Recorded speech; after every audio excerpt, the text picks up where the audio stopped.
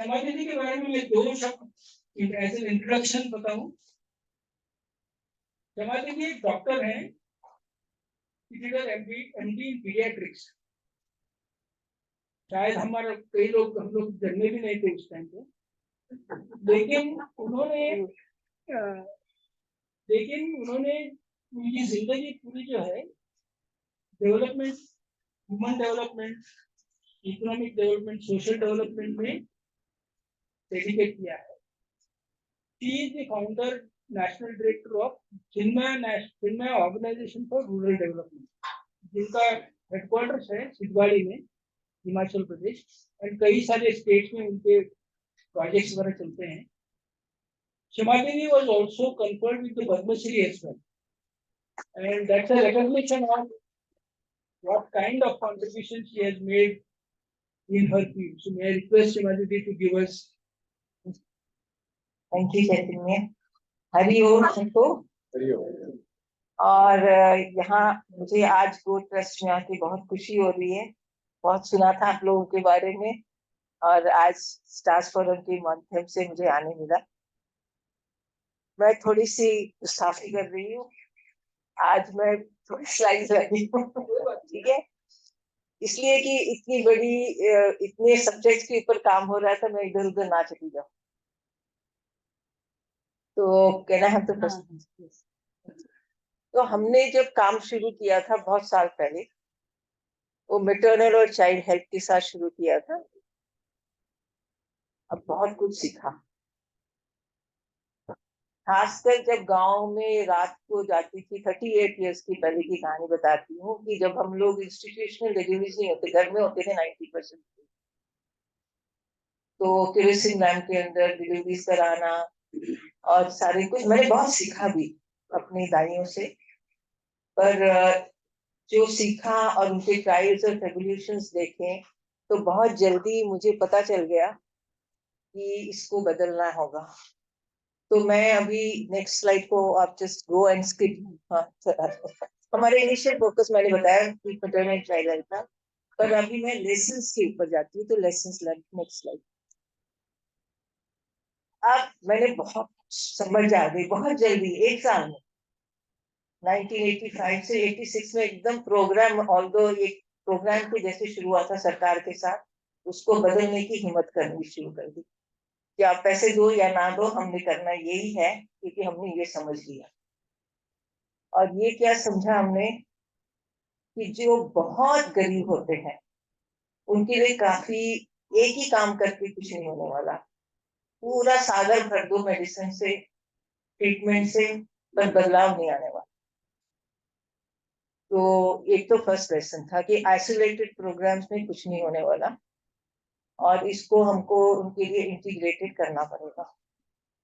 दूसरा लेसन सरकार ने खूब सिखाया, बड़ी कहानियां मेरे पास, पर जो मैं ब्रीफली बताऊंगी, ये सीखा कि सरकार के प्रोग्राम सारे पैरेलल हैं, एक को पता नहीं कि उसका जो टारगेट है कहाँ किसको पहुंच रहा है। दूसरा था कि बड़ा टॉप डाउन, और इस टॉप डाउन का क्या इफेक्ट हुआ कि बार बार मैं ये देखती थी कि जो लोग फ्रंटलाइन वर्कर सरकार के हैं वो आंसरेबल थे सरकार के ऑफिशियल्स को, उनको सेटिस्फाई करने को, कम्युनिटी को नहीं सेटिस्फाई करने, क्योंकि ऐसा प्रोसेस बना हुआ था कि yes sir yes sir yes. तो फ्रंटलाइन वर्कर जो डिफिकल्टी हो रही है वो नहीं बताना, पर उनको जो टारगेट चाहिए मिलना तो वही बताएंगे। तो फिर जो फीडबैक मैकेनिज्म था, इतनी स्क्रीन थी between the people and the frontline. तो फ्रंटलाइन वर्कर्स अपने मीडियम लेवल मैनेजर्स को बताते, medium level manager secretaries, health secretaries को बताते, हेल्थ सेक्रेटरी मिनिस्टर्स को बताते। तो मुझे बहुत बुरा लगा कि जब तक हमारा राइट फीडबैक मैकेनिज्म नहीं होगा तो हम करेंगे क्या, वही चलेगा, पेपर भरते जाएंगे, कुछ नहीं बदलना। फिर तीसरी बात जो मैंने सीखा कि लोग बहुत पैसिव हो गए और उनका इन्वॉल्व नहीं थे, एंगेज नहीं थे अपनी चीजों में, पर उनमें अपने इंसाइट्स और विजडम बहुत है, इसलिए वो सर्वाइव कर रहे। तो ये सब सीखने के बाद पता चला कि हमको बदलने की जरूरत होगी, और बदलना है तो लोगों को ही सेंटर में लाना है, और सेंटर में लाने के लिए ट्रेनिंग भी खूब करानी पड़ेगी। तो ये सब लेसन तो आप सब ने सीखे होंगे, आप सब यहाँ बहुत अनुभवी बैठे हैं, पर इसको मैं कैसे करूं उसकी हम लोग सोच लगाने लगे। तो नेक्स्ट स्लाइड। तो हमने सोचा कि ये सब कॉम्प्रिहेंसिव भी करना बहुत जरूरी है, तो इसलिए मैं बोल रही हूँ प्रोग्राम्स के डायमेंशंस बहुत है, और मैं थोड़ा सा एंटरप्राइज के ऊपर भी थोड़ा फोकस करने की कोशिश करूंगी। पर ऑब्जेक्टिव्स बहुत होने के कारण ऑफ कोर्स पॉवर्टी सबसे मेन था, पॉवर्टी में लाइवलीहुड्स और फाइनेंसेस बहुत इम्पोर्टेंट है। उसके बाद सारे कुछ को इसके साथ इंटरलेक्ट करना, इंटरकनेक्ट करना, सारे सब्जेक्ट्स आप कुछ भी बोले तो आपको तो अल्टीमेटली इसको इंटरकनेक्ट करना पड़ेगा लोगों के साथ। तो अलग अलग चीजों में हम काम कर रहे हैं, बड़े बड़े थीमेटिक प्रोग्राम्स बने हैं, पर हर थीमेटिक प्रोग्राम हमने ग्रासरूट से सीख के उसको बनाया, इससे बहुत रेलेवेंट और मीनिंगफुल बन गए हैं। इससे हमारी वॉइस, जो आप बता रहे थे संजीव जी, कि पॉलिसी और एडवोकेसी में जाना बड़ा जरूरी है, तो वो हमारा स्ट्रेंथ है, क्योंकि सिस्टमैटिकली और स्ट्रैटेजिकली कुछ हम डिजाइन करें तो स्वयं इतना स्टेबल नहीं हो सके, पर अपने आप उसको, जो आपका भाव है इस कॉन्फ्रेंस के लिए, कि हम लोग सब ऐसा काम करें कि वो स्केलेबल भी हो, सस्टेनेबल भी हो, और सोसाइटी के लिए एक अच्छा एंटरप्राइज बने। तो इसको करने के लिए फिर हमने अपना विजन डेवलप कर दिया था। तो next slide, this is vision that we develop, कि लोगों को लेके ही ट्रांसफॉर्मेटिव चेंजेस करने हैं। इस विजन को फिर कैसे लाए कि हम करें, तो हमने दो चीज की। एक तो मैं पहले बात करूंगी हमारी प्रिंसिपल्स और स्ट्रैटेजी, और बाद में बात करूंगी कि ऑपरेशनल मॉडल क्या होना चाहिए। तो प्रिंसिपल और स्ट्रैटेजी मेरे साथ हमारे वेरी यंग डायनेमिक सीईओ बैठे हैं, नरेंद्र जी। मैं तो पहले इसको बोलती थी पार्टिसिपेशन, इंटीग्रेशन, सस्टेनेबिलिटी, नेटवर्किंग, है ना। पर इसने बता हमारे सारे ट्रेनिंग में शुरू कर दिया, पिसना पिसना, अपने आप को पिसो, लोगों को पिसो, सरकार को पिसो, सबको पिसो। तो पिसना, इसका हमने एक्रोनिम बना दिया। तो पार्टिसिपेशन में सबसे इम्पोर्टेंट पार्ट जो मुझे लगता है कि एक्टिव पार्टिसिपेशन होना चाहिए, नॉट ओनली कंसल्टेटिव पार्टिसिपेशन या पैसिव पार्टिसिपेशन। तो उसमें एक्टिव पार्टिसिपेशन करने के लिए लोगों को बहुत ज्यादा डिसीजन मेकिंग में, इट्स ए डिफिकल्ट टास्क। मतलब जब से मैं काम करती हूँ पार्टिसिपेशन, पहले तो मानते ही नहीं थे लोग कि कैसे गरीब लोग पार्टिसिपेट करें।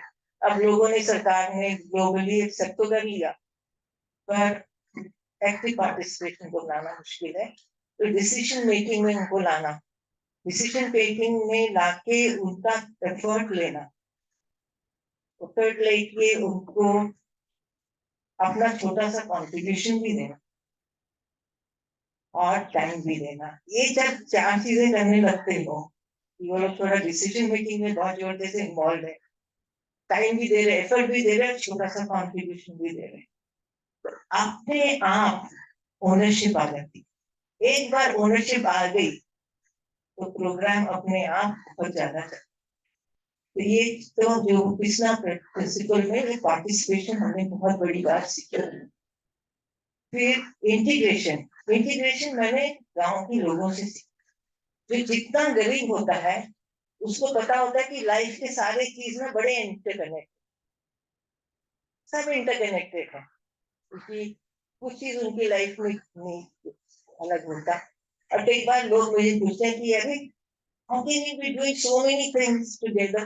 ऐसे यार लाइफ में भी बहुत ना, life is also multi dimensional, तो मल्टी डायमेंशनल भी जाते हैं, और इसलिए इंटीग्रेटेड बहुत करते हैं। और जो हमने नेटवर्किंग सीखा कि हम कोई वैक्यूम में काम नहीं, बहुत चीजें हमारे आसपास है जिसके साथ हमको रिसोर्सेज मोबिलाइजेशन हो जाता है, लोगों से सीखते हैं, एक दूसरे से सीखते। केवल हम जो लगे हुए हो नहीं, हमारे गांव के लोग भी जानते हैं कि अभी बड़ा बात है इसकी, एंटरप्राइज में कुछ भी करो आप, बहुत नेटवर्किंग कर सकते हो। और सरकार से भी नेटवर्किंग कर सकते हैं, बड़ा रेफरेंट तो सरकार ही है ना, तो उनके साथ भी नेटवर्किंग खूब जोरदार करो। सस्टेनेबिलिटी की बात तो आप लोगों ने सीख ली कि हम लोग भी सस्टेनेबिलिटी की, लोगों को लीडरशिप में, सेल्फ रिलायंस में लाना ही सस्टेनेबिलिटी। अब ये तो था फंक्शनल की हम लोग को ऐसे काम करना चाहिए कि शुरू से यही 4 प्रिंसिपल तो हरदम होना चाहिए। हम लोग जो करते हैं, हमारे फ्रंटलाइन जो करते हैं, गांव के लोग जो करते हैं, उनको भी ये समझ लिया।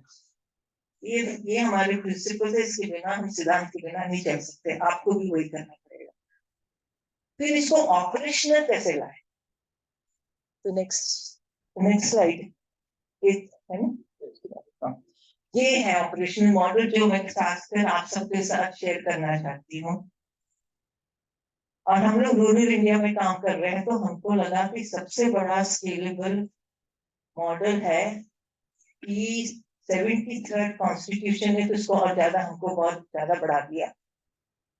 हम करना शुरू कर गए थे, पर जब 94 में ये एप्लीकेबल हो गया है, पंचायती राज इंस्टीट्यूशन एक्ट, तो ये बहुत बड़ा टूल है हमारे। तो हमने सोचा कि हम लोग का इंटरवेंशन ग्राम पंचायत के लेवल पे होगा, सब जगह कहीं भी जाएंगे, ग्राम पंचायत के लेवल पे होगा। और क्योंकि मैं इसको थोड़ा सा और समझाना चाहूंगी, इसको मैं स्लाइड में थोड़ा टाइम दूंगी, Narendra please keep timing for me. हाँ, तो इसमें ऐसा है कि हमारा जो पूरा देश है उसको गवर्न करते हैं 545 एमपी, बोथ राज्यसभा लोकसभा वाले और एमएलए, सब मिला के 5000 लोग, 1.4 बिलियन पीपल। कहाँ जाएंगे वो? एक एक को भी डिवाइड करे तो उनका रेशियो आता है 1,25,000 लोगों को मिलना है, समझना है, करना है। तो एक तो ये सिस्टम है, इसके लिए हम 5 साल में वोट देते हैं, वोट देने तक ही हम सीमित रहते हैं, उसके बाद हमारा कोई रोल नहीं रहता। पर दूसरी बात जो, जिसको हम रूरल इंडिया के लिए नहीं काम करा रहे हैं, वो है 65% और 66% अगर आज हमारा सेंसस होएगा, वो एप्लीकेबल है, वो है पंचायती राज इंस्टीट्यूशन को एप्लीकेबल है। हर 5 साल में हम 32 लाख कम से लोगों को इलेक्ट करते हैं, उसमें से कम 33% वुमेन है, और आजकल तो बहुत स्टेट में 50% महिलाएं हैं। और ऐसी महिलाओं के रूप में अगर हम देखें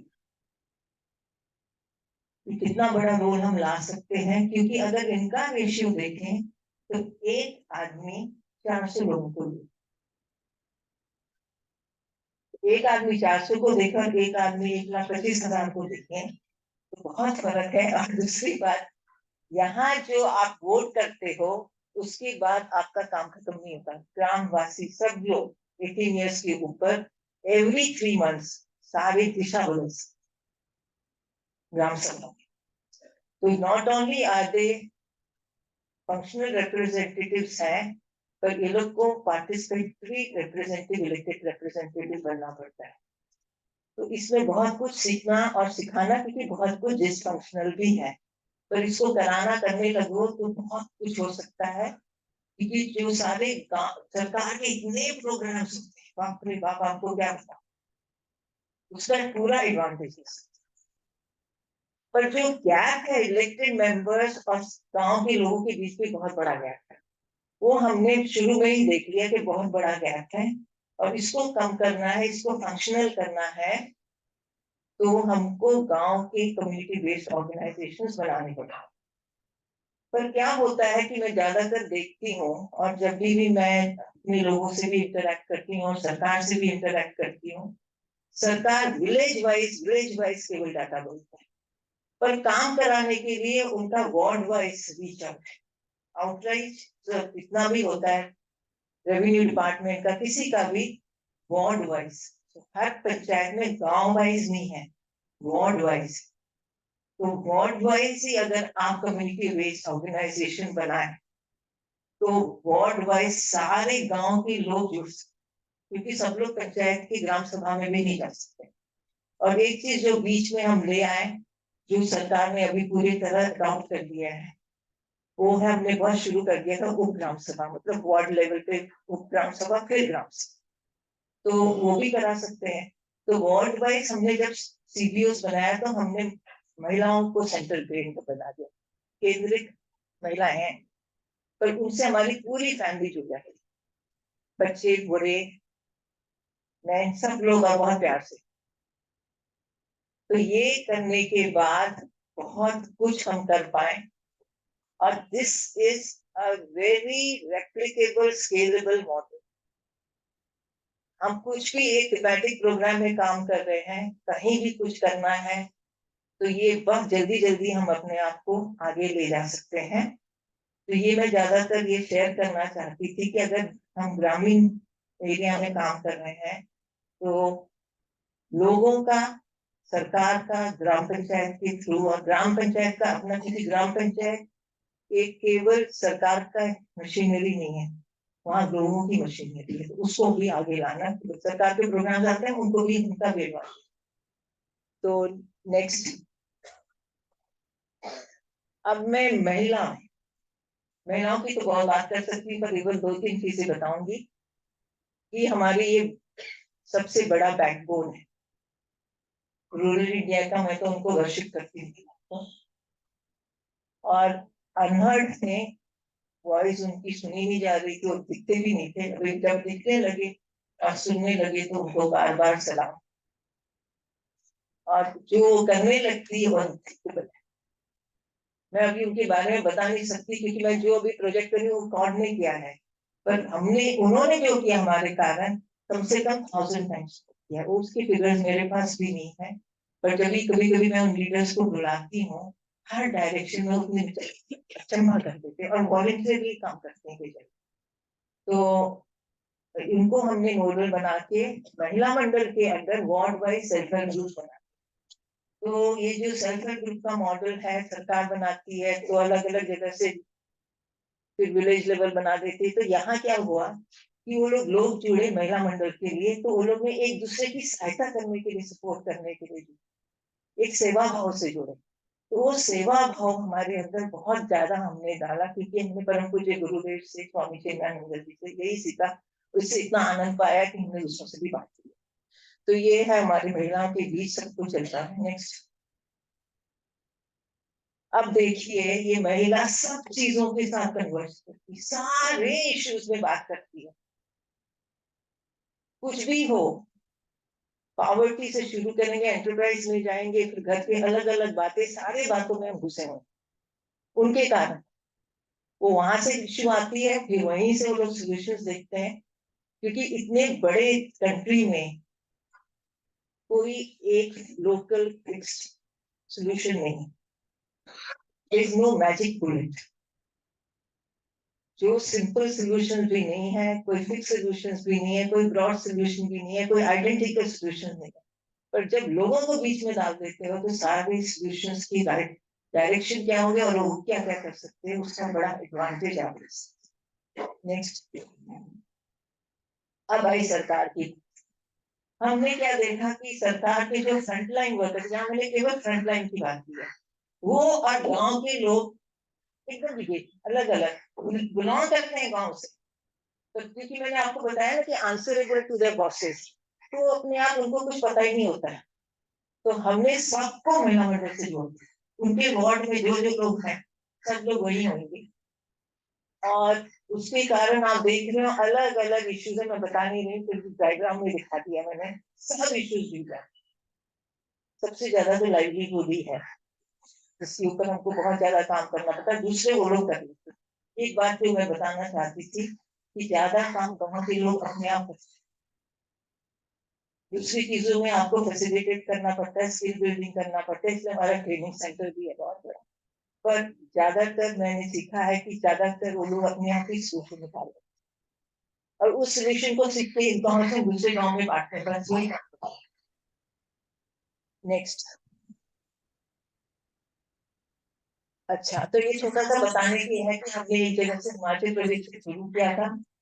अभी हम इस क्षेत्र में भी हैं, और हर महीने हम लोग 90,000 लोगों से संपर्क करते हैं, बहुत जोरदार, और वो कंटिन्यूसली करते हैं हम फिक्स रेट, उनसे सीखते हैं, उनको वापस देते हैं, और इनडायरेक्टली तो बहुत लोगों से करते हैं। और ये जो मॉडल है अभी डिफरेंट स्टेजेस ऑफ डेवलपमेंट में है, 200 पंचायत में बहुत सारे सब्जेक्ट्स के साथ, वहाँ लोगों को लोगों की शक्ति देखने के लिए होता है, तो सरकार भी सीखती है, हम भी उनसे सीखते हैं, और इसीलिए पॉलिसी एडवोकेसी में कर सकते हैं कुछ न कुछ, क्योंकि उनको लगता है हम उनका साथ है, उनकी अलग नहीं। नेक्स्ट, अब मैं थोड़ा सा अपना टाइम दूंगी सोशल एंटरप्राइज के। हमारे लिए सोशल एंटरप्राइज बन गया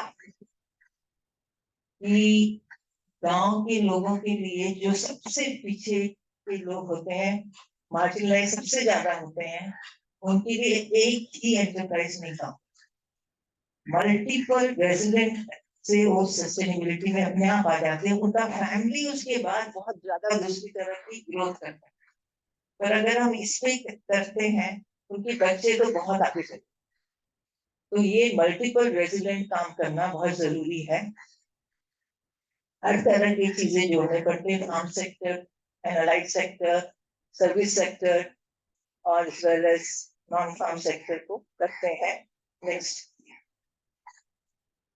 इसमें जो आप लोग भी बात कर रहे हैं, कई लोग यहाँ बैठ के कि सरकार की तरफ सेल्फ हेल्प ग्रुप चलाओगे तो काम नहीं चलेगा। हमने खूब लड़ाई की, क्योंकि हम शुरू में थे जब सरकार ने सेल्फ हेल्प ग्रुप नहीं शुरू किया था, क्योंकि हम 94 में हमने नॉर्थ इंडिया में फर्स्ट लोग थे जिन्होंने काम करना शुरू किया था, तो हमने हिमाचल प्रदेश में सरकार की बातें मानी, क्योंकि ट्रेनर्स भी थे, हम लोग ने इस सब्जेक्ट पे अराउंड 50,000 लोगों को ट्रेन किया, इंक्लूडिंग सरकार। तो हमने बोला कि आप बोलते हैं कि आप बताएंगे सेल्फ हेल्प ग्रुप क्या, हमने कहा कि सेल्फ हेल्प ग्रुप बताएगा उसको क्या करना, एक एक औरत बताएगी उसको क्या करना है, कलेक्टिव करने की जरूरत नहीं है। And I can tell you कि मैंने यहाँ छोटे फिगर्स दिखाए, वो तो हमने किया है, पर लोगों ने क्या किया है मुझे आपको बहुत ही ज्यादा, मैं बोलती हूँ कि सस्टेनेबिलिटी पे कराना है, तो अगर महिला इतनी होशियार होती है अपने पैसों के बारे में कि वो लाइवलीहुड कर रही है, वो कंस्ट्रक्शन कर रही है, सरकार कंस्ट्रक्शन के लिए पैसे नहीं, पर उसको चाहिए तो उसके ग्रुप खोल रहा है ना, तो उसको चाहिए तो दे।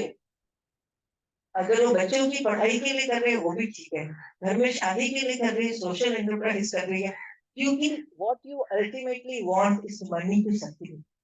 उस एरिया का पैसा तो चल रहा है, एंटरप्राइजेस चल रहे हैं, बिकॉज सेल्फ हेल्प ग्रुप है, किसी को कंस्ट्रक्शन का जॉब मिल रहा है, किसी को कुछ और जॉब मिल रहा है, तो आपको उनकी जो बातें उसको देना पड़ेगा। और बैंक तो हमारे साथ मान गए, तो हम करते जा रहे हैं, और मैं कोशिश करती हूँ जब भी मेरे को टाइम मिलता है सरकार के साथ बात करने को, या मेरे को जगह देते हैं, तो मैं इस बात के लिए बहुत इंसिस्ट करती हूँ, ये करो the sky is the limit. Next, हाँ, एक थोड़ी सी बातें करने वाली, जो हमने अपने आप किया, तो गांव के लोग इतना कर लेते हैं, हमारे पास वो नहीं। हमने जितना किया है कि फार्म सेक्टर में हम बहुत लगे हैं, फार्म सेक्टर के साथ अलग अलग तरह के काम करने लगते हैं। हमने 2 फार्मर्स ग्रुप भी बनाए हुए हैं, और अभी खुद भी सीख रहे हैं, और इस डायरेक्शन में जाने की बहुत जरूरी है, नेचुरल फार्मिंग में भी और जाने की जरूरत है, उसमें हम काम कर रहे हैं।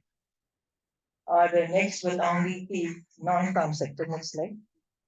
तो नॉन फार्म सेक्टर में हर चीज में जो सर्विस हो, कुछ भी हो, स्किल डेवलपमेंट हो गए, अलग अलग चीजें लोग बोलते हैं, वो लोग जो बोलते हैं उनके रिसोर्सेज इंटरेस्ट के कारण हम उनकी स्किल करते हैं, तो वो लेके अपने आप ही एंटरप्राइज बन के कोई कोई लोग एक बड़े एंटरप्रेन्योर बन जाते हैं, क्योंकि हमारा मैसेज उनको है कि जॉब सीकर्स मत बनो, जॉब क्रिएटर्स भी बनो, तो वो भी चलता है। Next slide. तो नॉन सर्विस सेक्टर का थोड़ा, हम किसी मार्जिनलाइज को भी नहीं छोड़ते, डिसेबल्ड लोगों को भी बहुत जोड़ना। कुछ हमारा डिसेबिलिटी प्रोग्राम में भी कुछ 3,500 लोगों को जोड़ा है, उनकी मदर्स को जोड़ा है अगर बहुत सीरियस है। नेक्स्ट,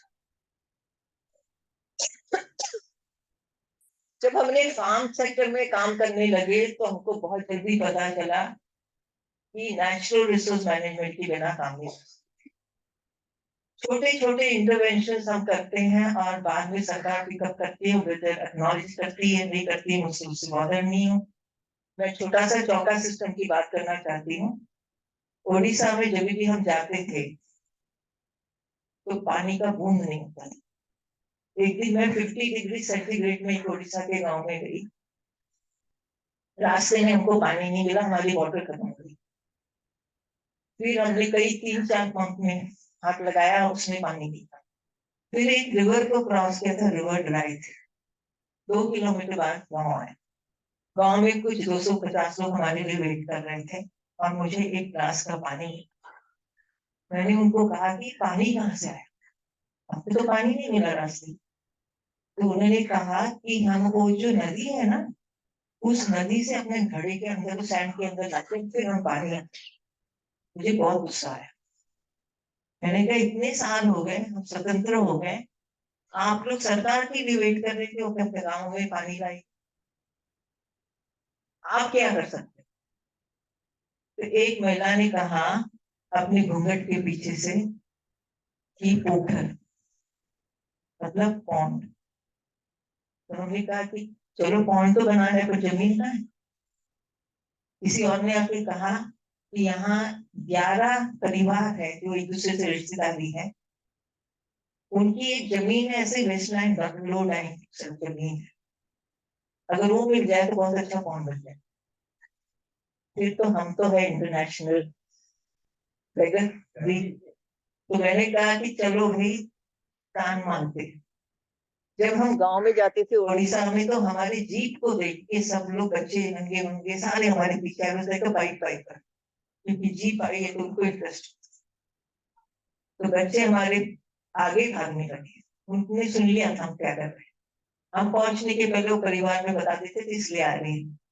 एक पहले घर ने हाँ कह दिया, उसके बाद 11 घरों ने हाँ कर दिया। रात तक हमने किया, हमने बिना लाइट, पहले गाड़ी की लाइट से दिए से बातें की, सिगरेट से काम हो गया। और उन्होंने गांव के लोगों ने कहा कि आपको देखना पड़ेगा, हमने बनाया देंगे। तो उन्होंने पौंड बना दिए। 2 दिन बाद मैं मर गई, बच्चा भी डिग कर रहा था, पानी भी स्ट्राइक कर दिया। और उसके बाद तो कहानी बहुत लंबी, उन्होंने बहुत कमाना शुरू। तो ये कहानी बताने की ये बात है। और एक हमने चौका सिस्टम भी शुरू किया था क्योंकि सारे वेल्स वहां ड्राई थे। हमने चौका सिस्टम तो अपना केवल 2 बनाए। बार बार मैं सरकार के साथ मनरेगा के थ्रू मैपिंग करो, जीपीडीपी प्लान में डालो, बोल रही थी, लोग ने किया। पर एक दिन पता नहीं, हमको पता नहीं था, कोई सॉइल कंजर्वेशन पे ऑफिसर आए, उन्होंने देखी। उसके बाद 200-400 पता नहीं कितने हजार बन गए। सरकार अडॉप्ट कर, तो पानी का काम हो गया वहां। अभी लोगों ने काजू मैंगो हॉर्टिकल्चर, तो हमने केवल छोटा काम किया, उसने अपने आप बड़ा कर दिया सरकार ने, किसी इंटेलिजेंट ऑफिसर ने उसको कहा। तो ऐसा होता है। अभी जैसे स्प्रिंग शेड में भी काम करना पड़ता है, पानी नहीं है वहां, तो उसके ऊपर नेचुरल रिसोर्स मैनेजमेंट के बिना काम नहीं चलेगा। इसलिए मैं ये थोड़ा स्लाइड आपसे शेयर करना चाहती थी और मुझे लगता है लास्ट स्लाइड होगी। हाँ, am I within time? Okay, so अब ये काम है, सीखना है। आज मुझे इतना बड़ा मौका दिया है स्टार्स फोरम ने और को ट्रस्ट की इस पावन व्यक्ति ने बोल रही हूँ मैं कि हम सब इसको बहुत इजीली अडॉप्ट कर सकते हैं। It is replicable, it is scalable. It is also a big moment to get into सरकार with policy and advocacy. हमारा जो सोच है, देखिए लोग मुझे बोलते हैं कि दीदी आप बहुत ड्रीम करते हो, पर मैं बोलती हूँ शायद कभी ना कभी कुछ होएगा। मैं बोलती हूँ हमारा घर, ये देश इतना डाइवर्स है। Rural prosperity, the rural way, the rural diversity, decentralised, इतना कर सकते हो, उतना करोगे तो ये मॉडल बहुत अच्छी तरह काम कर सकता है।